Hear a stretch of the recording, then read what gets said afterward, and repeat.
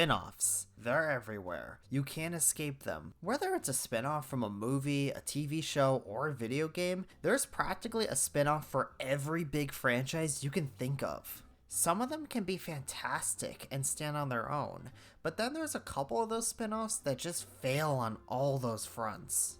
When it comes to licensed games, while you'll find games that just adapt already existing stories from the source material, you'll also find a ton that just do their own thing and have a completely unique story to them. Heck, I've covered a couple licensed games that were just doing their own thing, including a few Pixar games. Speaking of Pixar, there are a ton of spin-off games out there that are not only pretty interesting, but also way less talked about than the actual movie-based games. So, since it's been a bit since I've talked about Pixar games, and I still have a lot more to do, gosh, that handheld video is gonna kill me. Let's take a look at 10 Pixar spin-off games that I haven't talked about yet. A few ground rules to keep in mind though. For one, no handheld versions. We're doing those another time. Seriously, that handheld video is gonna be the end of me. Secondly, we're just talking about Pixar-centric games, not general Disney games that just so happen to have Pixar characters.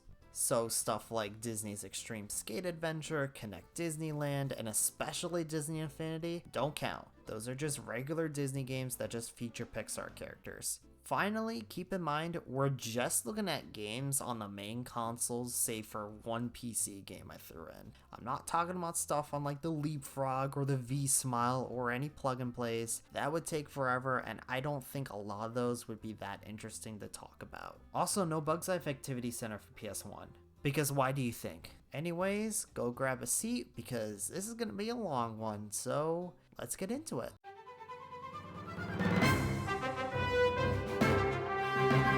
You know what's weird? Pixar hasn't had that many TV shows. You'd think they would, especially with the wide variety of films they have. I mean, DreamWorks puts out a lot of their shows based off their films, but Pixar? Not really. It's only been more recently where we've been seeing somewhat more of that type of stuff. But before then, it was mostly just shorts on TV and maybe the occasional special. But there was one show back then that was based on one of their movies, that being Buzz Lightyear of Star Command. This show rocks. It's very goofy, but its jokes hit really hard, and there are a lot of great performances here, especially from Patrick Warburton and Wayne Knight as Buzz and Zurg respectively. Buzz, I am your father. What?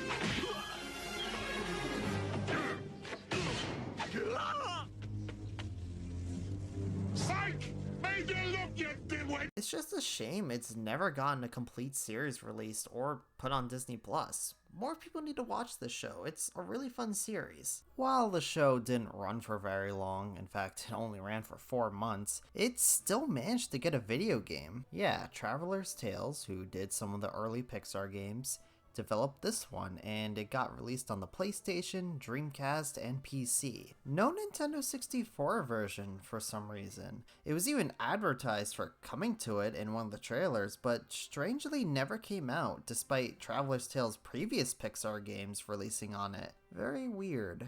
It also got a Game Boy Color version, but like I said, I'll talk about it another time. I've never played this game before. I don't really know much about it since it's nowhere near as talked about as the other Traveler's Tales Pixar games, so I'm interested to see what this game is all about, and hey, maybe it's a hidden gem, who knows. I'm going to be playing the Dreamcast version since I really like that system, but I did also play a little bit of the PS1 version since it's on PS4 and 5. So there isn't really a story here, like, at all. It's more or less an adaptation of certain episodes from the series. They even use clips from the actual show, but like barely any of them have anything to do with the actual levels themselves. Like, remember when I talked about the Bugs Life and Toy Story 2 games and how the cutscenes had like little to do with the actual levels themselves? If you thought that was bad, this game is even worse than those. Legit, they just show a random clip from the show and that is supposed to relate to the level, which it really doesn't to any of them aside from the bad guy you're after.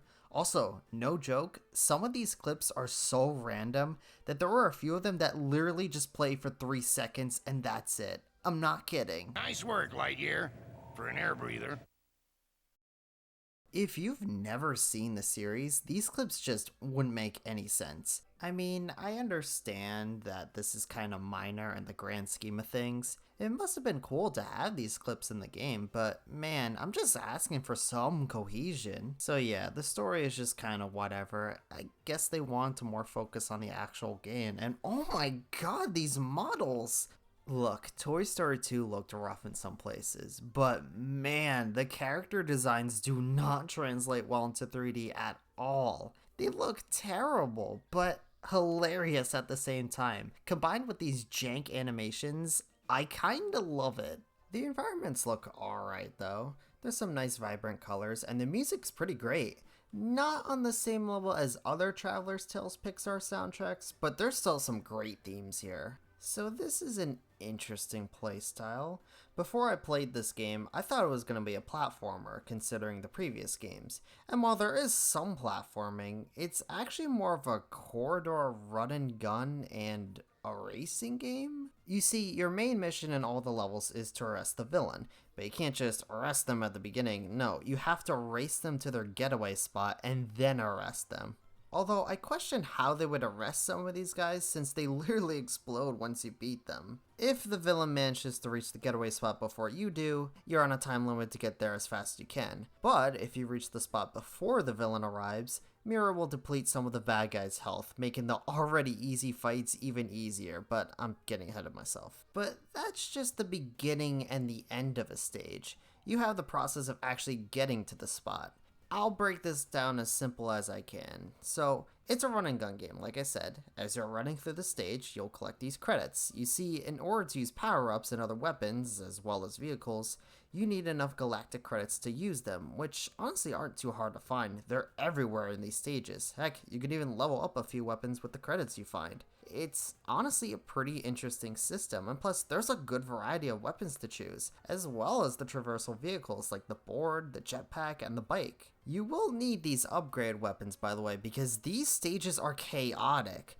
There are a lot of enemies along the way, not that they're hard to take down, and to be fair, most stages you could just run past them. It's just there's so many of them, and they make the stages a mess to travel through. Not to mention, you also have the LGMs and bombs in these stages. Now for the LGMs, you don't technically need to collect them to beat the stage, but for the bombs, you must take care of them along the way or else the entire level blows up, causing you to reset the entire stage. So in summary, in every stage, you have to not only get to the getaway spot before the villain escapes, along the way, gathering enough galactic credits to purchase your new equipment, destroy any enemy that gets in your way, disarming any bombs that are on the way as well, and if you're going for 100%, getting all the LGMs and getting enough galactic credits, since both give you 2 medals each. That's probably my biggest problem with this whole game. There's just way too much going on in these stages. If they, let's say, put the bombs in like a separate mission instead of also throwing it into the main capture villain stages,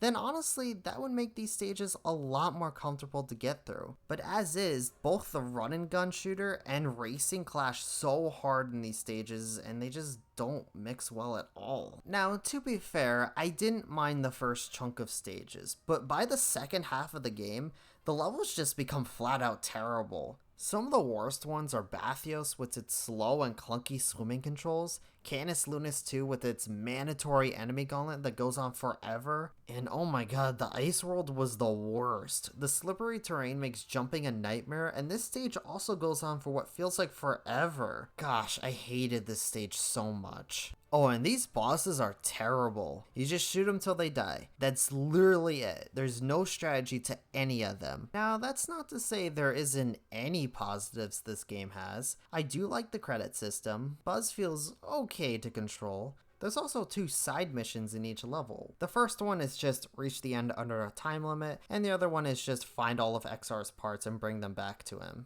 I like these missions. They provide a good challenge, and because it's mainly just racing, it's more focused and doesn't feel as chaotic as the main missions. I do also like that, just like Toy Story 2, while you do need to get a certain number of medals to reach the next stage, you have options of what medals you can go for in each planet, giving you a lot of freedom of how you want to get through this game. That's really nice. I will also say that Traveler's Tales did a much better job with the Dreamcast port of this game than their Dreamcast port of Toy Story 2, where that version was hot garbage and probably the worst console version of that game by a mile. The Dreamcast version of Buzz Lightyear Star Command is really solid. I have no complaints about this port here. It's very good and leagues better than their Dreamcast port of Toy Story 2. Like I said, I did also play a little bit of the PS1 version on PS4 and 5, and yeah, it's pretty much the same game. The PS4 and 5 version obviously has the features that the other PS1 games have on here, like save states, video filters, and a variety of display options. I guess it's nice it got a re-release and it's more widely available now, but it's just not a very good game. This might be the worst Traveler's Tales Pixar game. I may not have been a big fan of their Toy Story 1 game,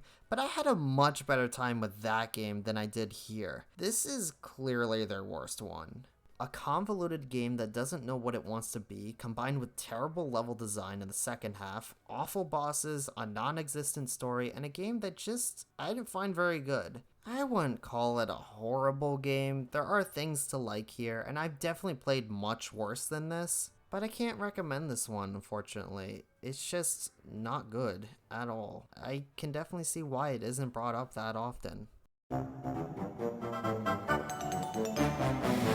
Kart racers are pretty common for spin-offs. I think most of the biggest cartoons you can think of, they've gotten some sort of racing game. Muppets, Looney Tunes, Nicktoons, and DreamWorks especially, they've all had a bunch of racing games. So it doesn't come as a surprise that Toy Story got a racing game too. Once again developed by Traveler's Tales, it was released on the PlayStation, and that's it. Yeah, no N64, Dreamcast, PS2, or even a PC version. Nope, this one was just on PlayStation. There was a Game Boy Color version too, but again, I'm not talking about any of the handheld games for this video. I've never played this one before, however, I've heard good things about it. By the way, I'm playing this game via the PS1 Classics version of PS3, if you're wondering. So, interestingly, despite this game coming out in 2001, which is very late into the PS1's lifespan, Toy Story Racer only has locations and characters from the first movie and has nothing from Toy Story 2. That's pretty odd. You'd think they would have stuff from the sequel as well, as the second movie was only 2 years old when this game came out. Very strange choice. When starting off, you only have 4 characters to choose from, but as you progress through the single player mode, you'll unlock more characters. You'll end up with a grand total of 12 racers. I'd say it's a decent roster. Not super crazy, keep in mind it's just using stuff from the first film, so don't expect a really deep roster, but it's pretty good. So the game controls are pretty simple, except for the fact that there is no drift boost system. In fact, there is no drifting. You just use the analog stick or D-pad to steer, which sounds odd, but truth be told, I really like how this game feels. It's definitely more loose compared to other kart racers, but it works really well since the track design is more open and, well, if you've ever controlled an RC kart, you'll know that they do feel pretty loose to control, so it makes sense that this game would kind of mimic that feeling. I think that's really neat. Outside of how it feels, well, it's a kart racer. You have many different power-ups, like these rockets to shoot at other racers, or even the Pixar ball itself. You got a wide variety of tracks to race on, like Andy's house, which, fun fact, I love that it uses the same design from the Toy Story 2 game. That's a nice attention to detail. Like Toy Story 2's game, I love how these locations make you feel like an actual toy with how massive they are compared to you. But the main thing that I really like about this game is the single player mode. It's kind of like Mario Kart DS's mission mode. Every character has their own objectives to do, and as you progress, this is how you unlock new racers. You're going to be spending a lot of time here since it's pretty beefy for a single player mode. The missions are mostly fun. The only ones I didn't like were the tag and elimination modes. Those just go on for way too long. Otherwise, all the other ones are pretty fun. In terms of the battle mode, it was fine. It's your standard battle mode. You use items to knock out the other opponents. It's alright, but I definitely prefer the racing. The game looks about on par with Toy Story 2's game in terms of environments and models. Just don't look at them up close. Oh gosh. But man, this soundtrack goes so hard. Seriously, listen to the neighborhood, arcade, parking lot, and especially Sid's attic. Oh my god, so many good music tracks in this game. I love it. This game was really fun. I had a good time playing through it. There's not really a whole lot I can add about this one since, well, it's a very simple kart racer. It's not very deep. It's not perfect. I certainly don't think it's giving Crash Team Racing or Mario Kart a run for its money. It definitely is a more single-player centric game compared to other kart racers. Like, there is still multiplayer, but it's only up to 2 players for some reason. But this game clearly is more catered towards the single-player mode rather than the multiplayer. And while I do enjoy the mission mode, some of the game modes aren't really fun, like I said. Also, the reward for beating every character mission is pretty underwhelming. It's just a slide puzzle. That's so lame. What is with Traveler's Tales games and their slide puzzles? But otherwise, I had fun with this one. I would recommend it. Hope one day we'll see this game re-released on PS4 and 5, like what Toy Story 2 got. That would be really nice.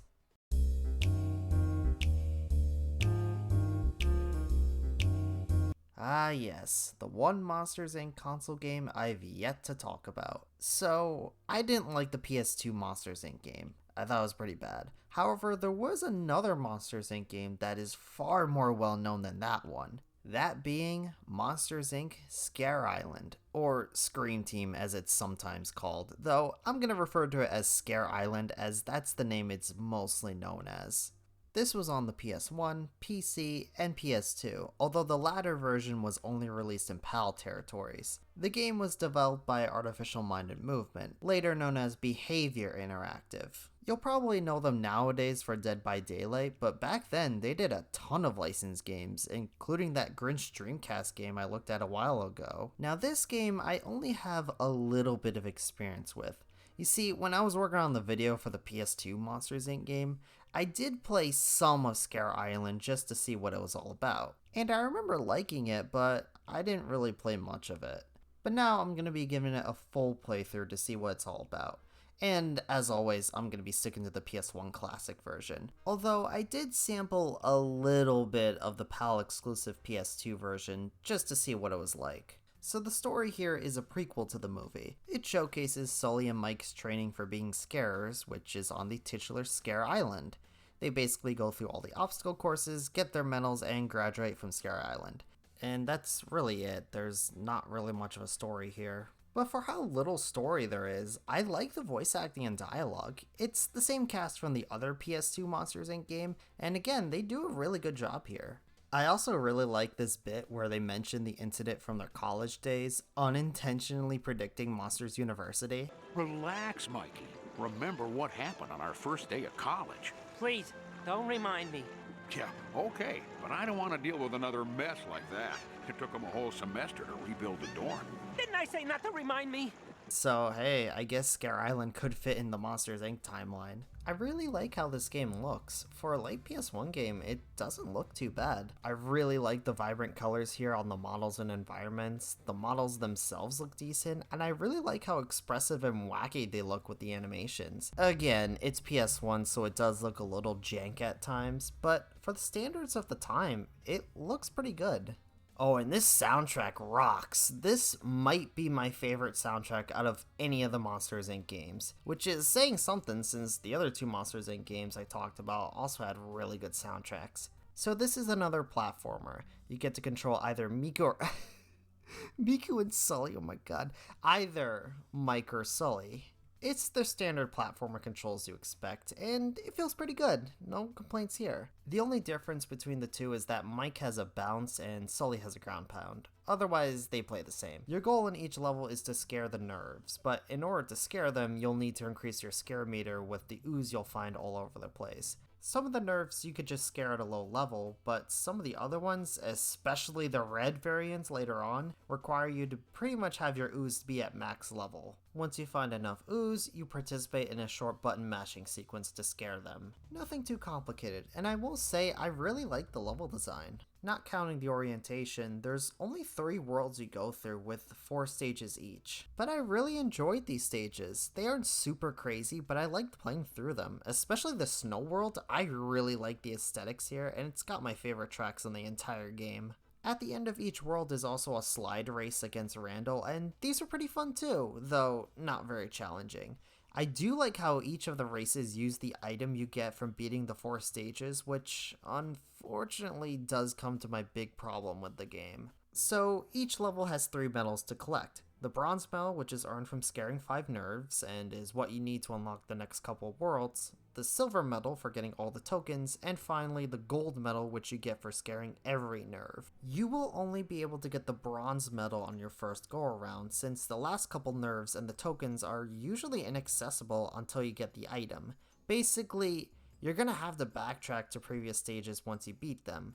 Now, I don't mind backtracking, but only if it introduces a new area to the stage you haven't been to. But unfortunately, this game doesn't really do that. All the backtracking amounts to is like 1 nerve or like a couple tokens on a platform. That's it. The only 2 stages that give you a meaningful new area to travel through when you backtrack are the park and the Sphinx. That's it. Otherwise, again, it's literally just a nerve on an inaccessible platform. That's really lame. I think every level should have some sort of new area you go to when you backtrack, not just 1 nerve on a platform or some inaccessible tokens. You do get some clips from the movie, which is nice, I guess, although I love this mood whiplash at the end, where during the final cutscene, Waternoose is giving Mike and Sully their last medals. It's all happy and wholesome, and then it immediately shows this clip. I'll kidnap 1,000 children before I let this company die, and I'll silence anyone who gets in my way.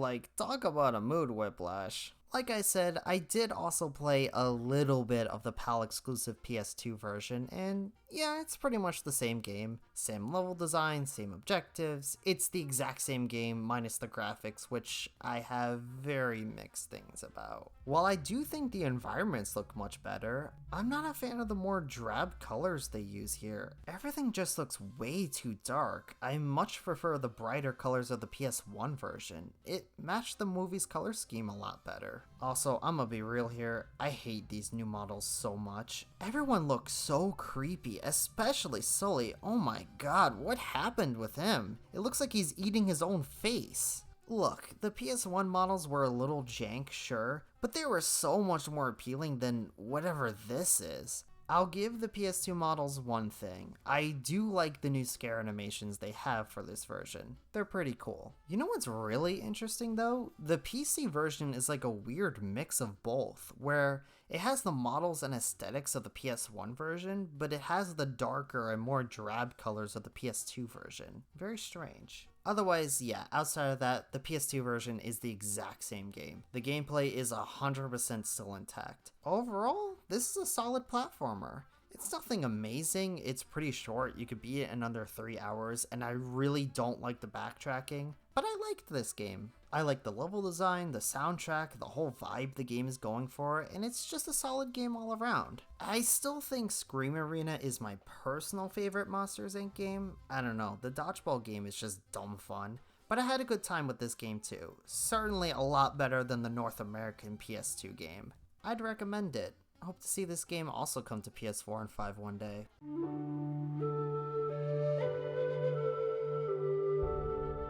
Pixar's catalog on PC is massive. Not just the PC versions of their console games. I mean, on PC there were a ton of exclusive games. A lot of these are made for a much younger audience, so you'll find a bunch of educational games. Heck, a few of them are still on Steam.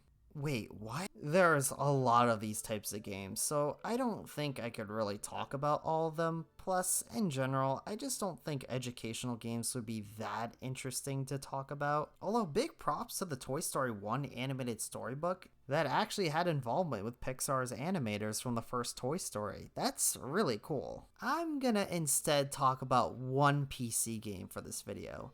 the only one that shares the exact same name and box art with the console game, Finding Nemo. I am cheating with this game since it's technically not a spin-off, but when else am I going to talk about it?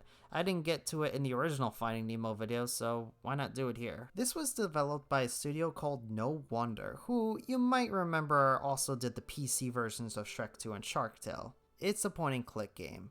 You go through Marlin and Nemo's side of the story, and basically just go through the events of the movie. You have a couple of easy mini-games and some pretty light puzzles. You can beat this entire game in 40 minutes. It's really short, and there isn't really much to it. Compared to other kids' point-and-click games on PC, this one is kinda mid. Like, for one, I don't really like how this game looks. Everyone has this weird, deep stare going on, and the animations look really creepy, especially with how they move their mouths. Like, look at something like the Learning with Nemo game I talked about in the original video. I know this came out after, but that had a way more charming and colorful look to it compared to this. And if we're just talking about PC games with 3D-like visuals, the SpongeBob PC games, while sure, they look very cursed at times, I'm certainly not denying that. In-game, there was way more personality given to how the characters moved. The characters in the game were just more lively. Here in the Finding Nemo game, everyone just looks like they're dead inside. This isn't like a painful experience or anything like that, but it's a game I was on complete autopilot for. I don't even have many notes for it considering it's just kinda there. There isn't much to talk about. The only noteworthy thing about this game is that it's the only Pixar game that shared the name with the console game but was a completely different game, kinda like what Nickelodeon did with its PC games. If you grew up with this game, then I don't think there's any harm in revisiting it, but if you have no nostalgia for this game, you're not missing anything. And for $10 on Steam, I don't recommend it. I know I wasn't a huge fan of the console game, but that game is way more fulfilling to play through and it goes for dirt cheap nowadays, even cheaper than how much the PC game goes for on Steam. Again, not an awful experience, but just incredibly mid.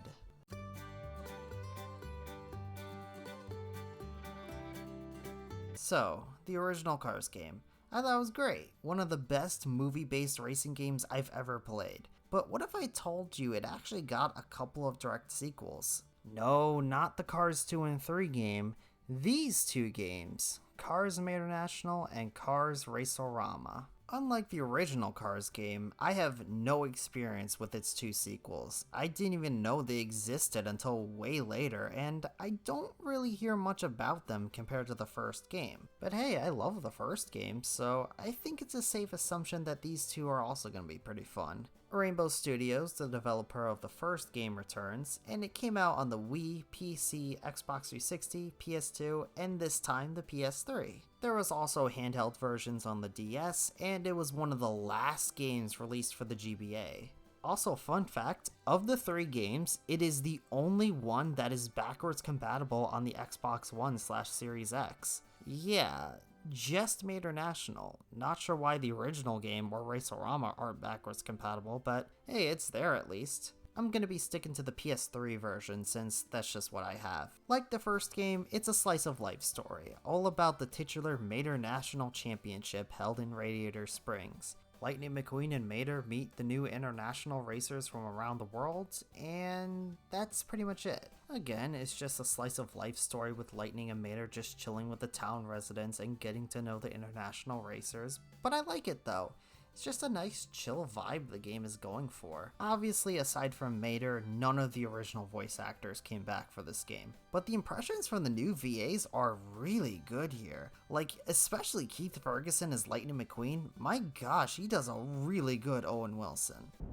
Sorry, I can't. No headlights. Afraid of the dark? No, afraid of crashing. The cutscenes in general are really enjoyable. There's not as many as them like in the first game, but there's some really fun ones here and there. Hey, Mater, come here. I want you to meet someone. Ah! The ghost! Ah! The haunted him! The models, animations, and environments, at least in the PS3 version, are about the same quality as the 360 version of the first game, so it all still looks really nice. The music, minus the licensed songs, is exactly the same from the first game, so if you enjoyed the soundtrack from the previous game, you'll really enjoy the soundtrack here. We even get a couple new licensed songs in the form of Stop the Rock and Life on a Highway, which I'm really surprised wasn't in the first game, considering it's literally a big song from the movie. But I'm really disappointed that there's no music when you're driving in the hub worlds. There's music when you go up to an event and in the event itself, but there's no music when you're driving around. Wow. So gameplay wise, it's exactly the same as the first game. But in case you haven't seen that video, I'll give you a quick rundown. You got 3 hub worlds, Radiator Springs, Ornament Valley, and Tailfin Pass, though they are slightly redesigned from the first game. All these hubs have a bunch of events around. These include the standard racing and the minigames with some old and new ones thrown in. You gotta get enough banners, which are basically the trophies from the first game, though instead of the Piston Cup races, you have these stadium races you do. However, like before, you can choose and pick which events you want to do to earn those banners. If you don't like a minigame, there's a ton of other options you have. The actual racing is exactly the same from the first game, though I'd say the driving just feels a little bit better here. Not that the first game controlled badly, no, not at all, but Mayor National definitely feels more polished in terms of the driving. The tracks here are pretty good, a lot of returning ones from the first game with a couple of new tracks thrown in, and I really like these new ones. Well, except for the orange track, it was garbage. You get thrown around so easily, I hate it. You still have the monster truck racing from the first game, which works exactly the same. There's a couple of new types of racing, like these new relay races where you switch between the other cars between laps, and these were pretty fun. Not that different from the regular racing, but they're a nice change of pace. I really enjoyed the tag challenges though. Basically, you have to tag your opponent and then get to your side of the track before they tag you. This was really fun and definitely my favorite new mode they added. I also much prefer the stadium races here compared to the Piston Cup races in the first game.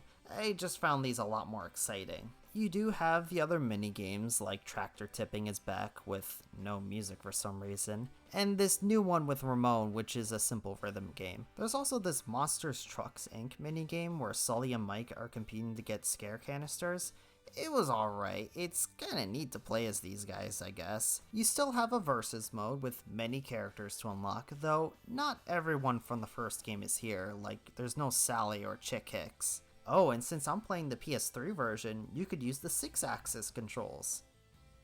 Don't use the 6-axis controls. It's awful. Driving feels terrible with these controls, and you have to shake the controller to jump? Yeah, no, don't use these controls. They're awful. If I had to say my biggest problem with the game, well, besides this, is that it doesn't really stand out to me as a game. You've noticed a lot of what I said about this is just repeating of what I said about the Cars 1 game. Honestly, if I didn't tell you the footage here was from Mater National, you probably would think this is just footage from the first Cars game. I just feel Mater National doesn't have an identity to itself to stand out compared to the first game. And that aspect did disappoint me since I wanted this game to stand on its own and not just be a rehash of the first game.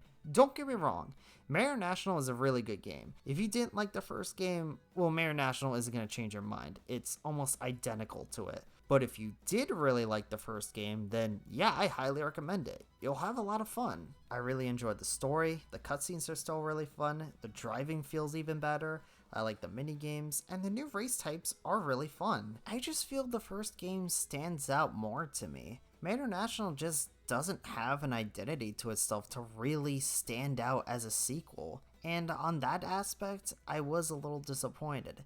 Still, it's a good game. I would recommend it.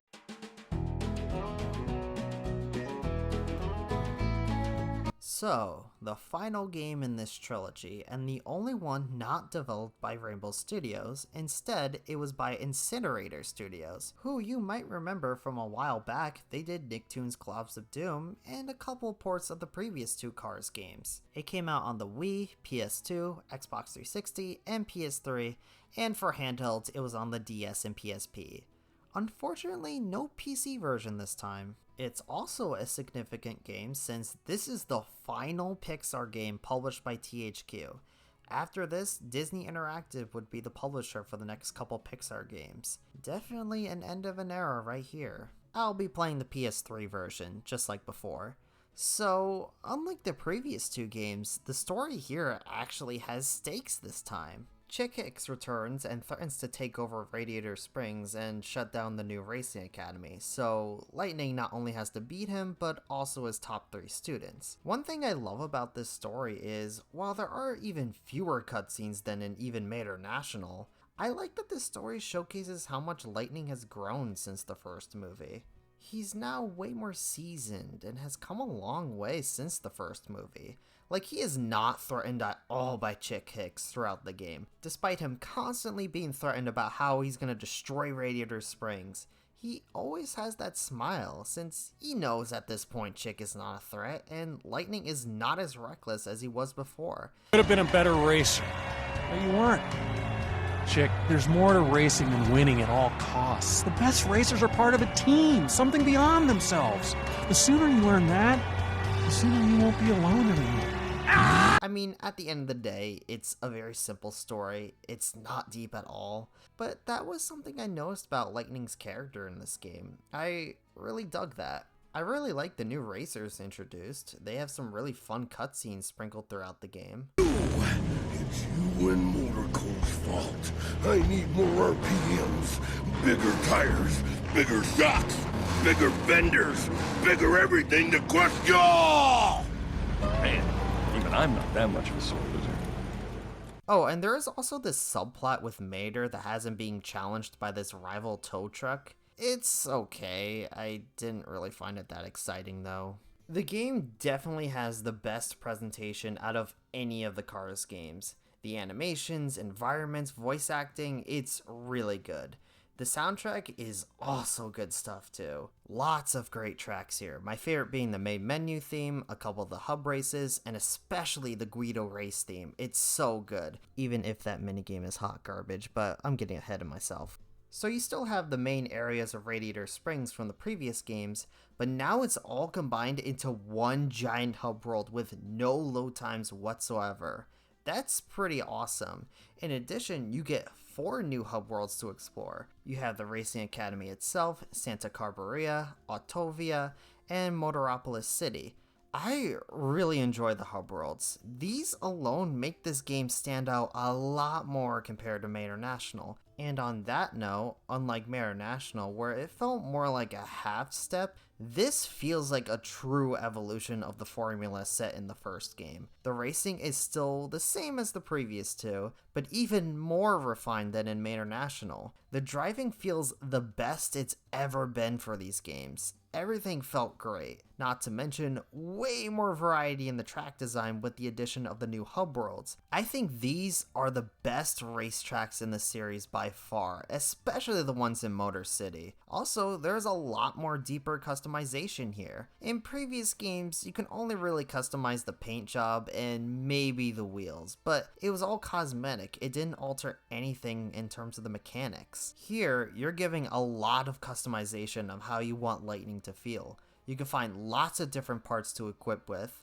and in case you don't feel like configuring with stuff, you could always just choose a preset for the type of design you want for Lightning McQueen. I love this. Not only does it give you more customization in how you want to approach these races, but it also caters to both crowds. The people who want to customize how they want their character to feel, and the people who aren't really into that and just want to jump in with the pre-built ones. Here's another interesting thing. Unlike the previous two games where you needed a number of trophies or banners to head to the next big race, you don't have to collect anything. If you just want to do the mandatory races and not any of the side events, you can do that no problem. With that being said though, the side events can still be pretty fun like the other games. All except the Guido races. Oh my god, these were so terrible all around. The controls and physics during these races are atrocious. I could barely finish any of them because of how bad it feels. By far the worst part of the game, if not the worst part of the entire original Cars game trilogy. Just awful all around, and it does not deserve that amazing song. Otherwise, well, you still got the verses in arcade mode, a ton of unlockables, and that's about it. I don't have much else to say about this game. It is still more of the same from the other two games. But honestly, I would say Rama is the best game of the original trilogy. For me personally, the first one's still gonna be my favorite. It's only really for nostalgic reasons, but Rama is a great time. It's got a fun story, the best presentation of the trilogy, the best racing mechanics by far, really interesting hub worlds, lots of customization. I loved it. If you love the previous two games, I highly recommend this one. Though, be forewarned, try to avoid getting the PS2 version. I've heard it limited a lot of stuff in the races, and the entire Radiator Springs hub world is still separated into 3 hubs like the previous 2 games, probably because of hardware limitations. Try to get any of the other versions if possible. But yeah, overall, great game all around, and a nice swan song to end THQ's era of Pixar games.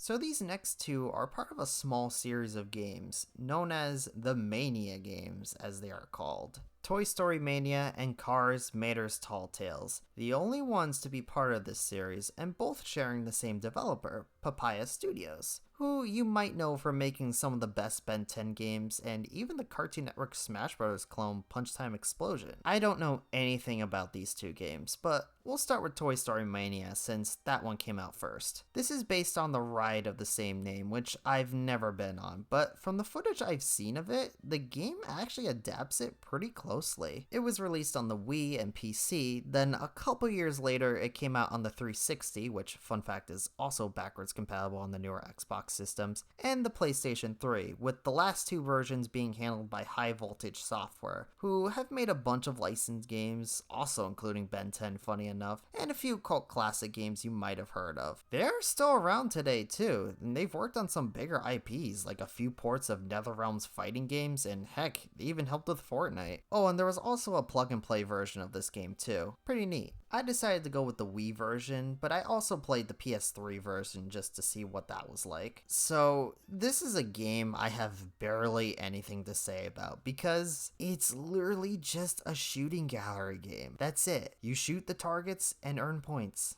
That's it. You play a brief minigame, but they come and go and there isn't much to them. You can use your tickets to buy some stuff that don't amount to anything. The game looks alright for a Wii game, I guess. And the music is cheerful. I actually really like the main menu theme in particular. It came with paper 3D glasses for you to use during the game. It's exactly what you expect from them, and I got literally nothing else to add. I had more to say about the Finding Nemo PC game, and that took only 40 minutes to finish. It's not like a horrible game, but like, it is so unremarkable because there's barely anything here. This is certainly the game of all time. Now, I'll give the PS3 version some credit because it is much better than the Wii version. It looks a lot nicer, the shooting is much faster, you get way more shooting gallery stages than the Wii version, there's just a lot more to it. Although I will say, using the PS3 controller definitely feels wrong. The game was definitely designed more for the PS Move, but unfortunately I don't have one of those to test out. The Wii version feels more natural with you using the Wii remote to point at the screen, so I guess that's one thing it's got going for it. But at the end of the day, it's just a shooting gallery game. It's nothing special. I guess it wouldn't hurt to try it out if you have a PS Move and you find the PS3 version for really cheap, then I guess it wouldn't hurt to go for it, but otherwise, you can definitely skip this one. It's such a whatever game.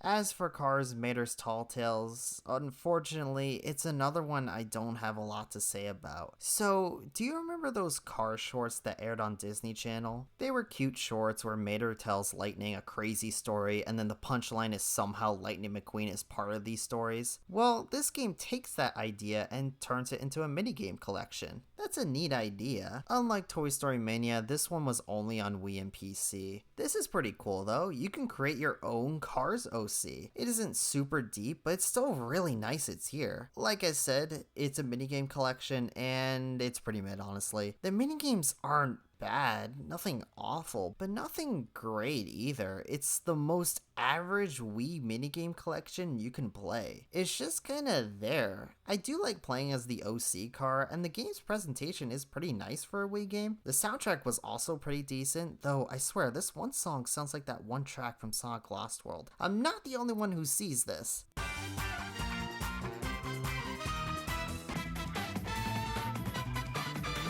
This is also one of those games that really isn't made for single player because you have no one to compete with, not even any computer players. Why? Every minigame collection at least offers that. What's the point of even playing single player if there's no one to compete with? I didn't get anyone for this, so I couldn't see what it was like, but I could imagine it would have improved the experience a lot. I guess I can say I enjoyed it a little bit more than Toy Story Mania because at least there's more going on here. But it's still just a very mediocre game at best. Probably the worst console Cars game by far. I wouldn't recommend it, especially by yourself. There are so many better options for these types of games.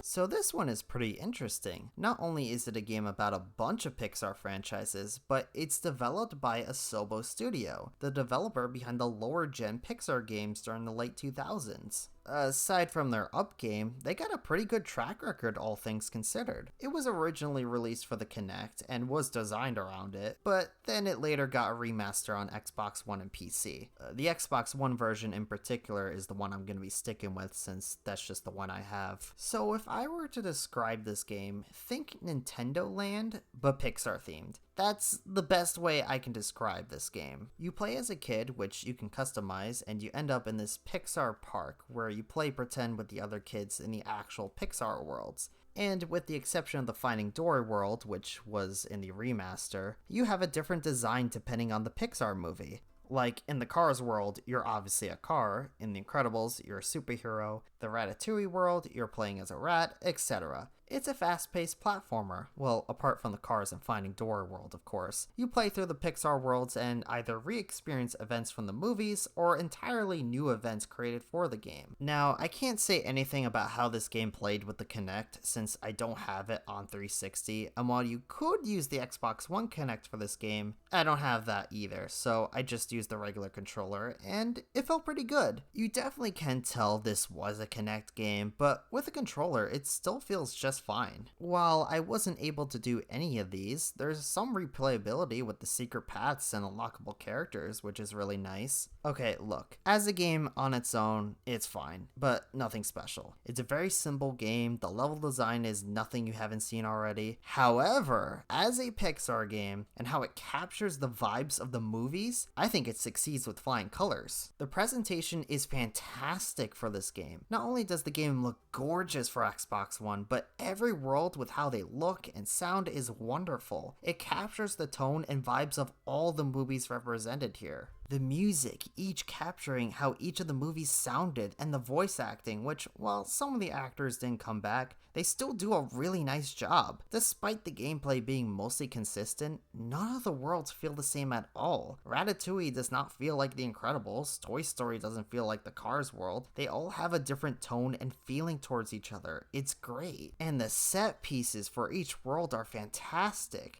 The Incredibles with you trying to stop the Omnidroid. Toy Story with how you literally go from the preschool all the way to the incinerator to help out another toy. Or Ratatouille with you going through Paris. This all just feels like a big love letter to Pixar. And from what I found out researching this game, Pixar was a big part in the development for it, helping out with a few character designs and even bringing back content that was cut from the movies. There's just so much love and passion put into this game. Asobo did a fantastic job replicating the feel of all these different movies. Like I said, the game is okay. I don't think a general fan of video games is gonna find this super exciting. But if you're a big fan of Pixar, I highly recommend getting this game. It's a wonderful celebration of Pixar's biggest films.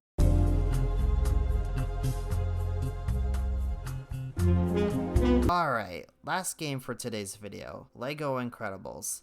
at the time of me making this video, this is the most recent console Pixar game. So I'm sure you all have played a Traveler's Tales Lego game before. You know how they all go. Also, it's pretty funny, we started this video with a Traveler's Tales game, and now we're ending it with a Traveler's Tale game. Now that's true poetry right there. Lego Incredibles was on PS4, Xbox One, Switch, and PC. I'll be playing the Switch version since that's just the one I have. I did get this game a while back, however, I barely played it since I got a lot of other games around that time, but finally beating it now? Yeah, it's a Lego game. Basically a humorous take on Incredibles 1 and 2's story. If you love the Lego games type of humor, you'll love this. And honestly, that's how I can describe this game. It's another good Lego game. If you played any of them, it's the exact same structure.